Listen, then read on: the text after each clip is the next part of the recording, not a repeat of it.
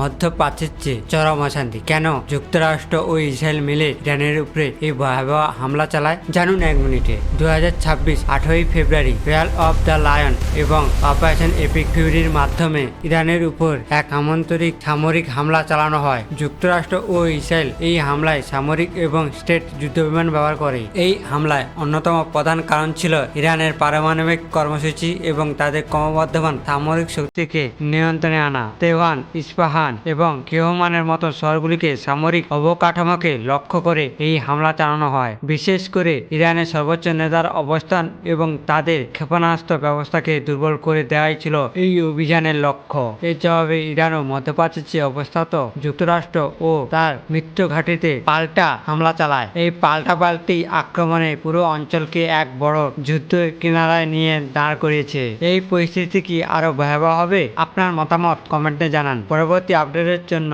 Subscribe করুন।